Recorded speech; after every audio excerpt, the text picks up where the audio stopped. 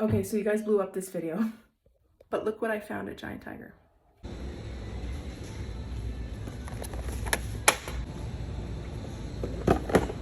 A Revlon curler, and it comes with 2 different sizes.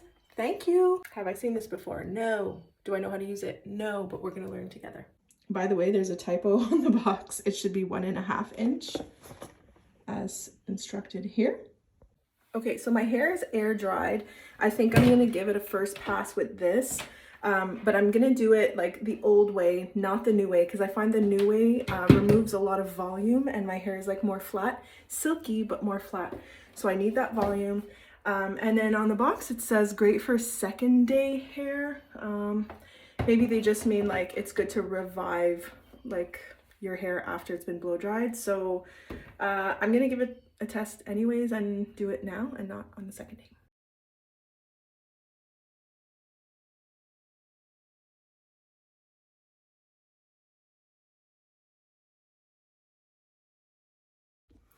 So there's been tons of comments in that original video about how this tool fried people's hair. And you know what? When I first used it, mine also sort of fried my hair. I stopped using it for a bit. But that being said, I do use a leave-in conditioner in my hair, so it's like really smooth. And also you need to know your hair. Like I have tons of hair. Each strand is like quite fine, but I have lots of it, lots of volume, and just like lots of density. So it doesn't worry me. Right now my hair is actually on the healthier side. I know it's frizzy, but it's because there's like curl in it. So it looks like dry damage, but it's just because it's frizzy. So when I have been using this with that twirl method, it actually really calmed the frizz down, which is kind of amazing. And I'm finding like my hair looks thinner, if that makes sense. Okay, I'm just gonna keep blow drying it because there's still a bit of dampness in here, and then we're gonna switch to the curling tool. All right, let's unbox it.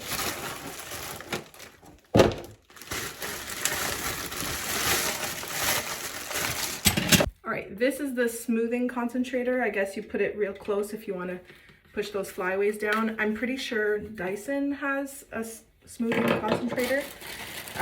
Right away, I know that like the 1.5 inch is what I'll be using because I want to do my bangs with it. I think it's perfect for bangs. Click it in. Very lightweight. This is nice. Much lighter than this guy, but they serve a different purpose.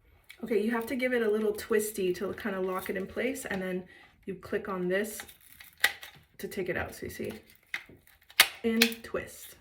Okay, I have no idea what I'm doing, but let's go for it. There's high, low, and cool setting.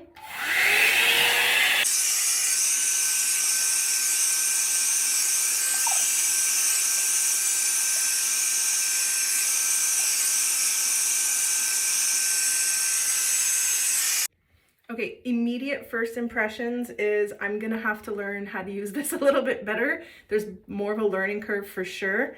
It's obviously similar to like a regular round brush technique, which I already struggle with, and that's why I like the twist method here. But give me a bit of time, give me a second here.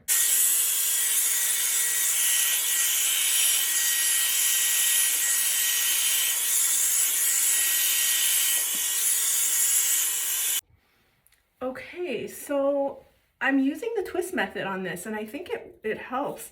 I think the problem is it's very slippery and my hair is like silky right now and it's like not gripping. So if it had more boar bristles or something to kind of grip the hair, I feel like it would work a little bit better. It might kind of get tacky over time with like hair products, so that grip might get there eventually.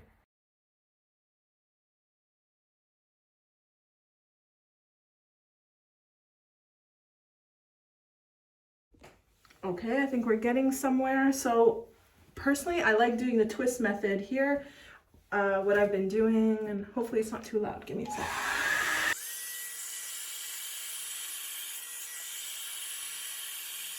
So I'm doing the twist method, but I'm kind of a little bit more like methodical about it and a little slower.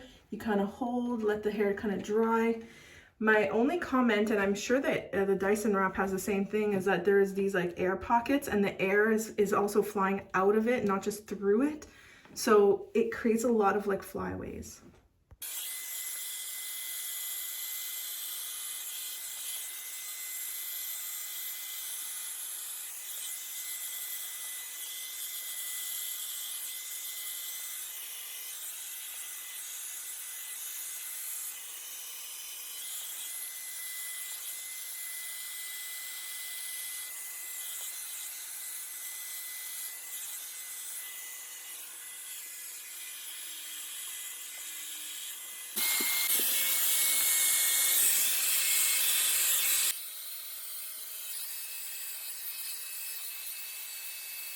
All right, here are my final thoughts for the Revlon Style Curl and Volumize Hot Air Kit. First of all, it was $30, very affordable. As far as volume goes, yes, more volume than the twist method on this guy. I do see a reason to have both. They kind of both serve different purpose.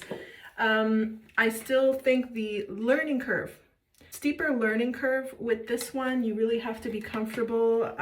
I definitely want to play around with it a little bit more, especially for like the bang area. I do think that it doesn't necessarily curl, or you have to be a little bit more methodical with it. Like if I took my curling iron and did the same method, I would have like curly hair. So you got to like work it in a little bit more with this brush. It'll be interesting to see what it looks like on the second day. But this is nice and lightweight. You can easily travel with it.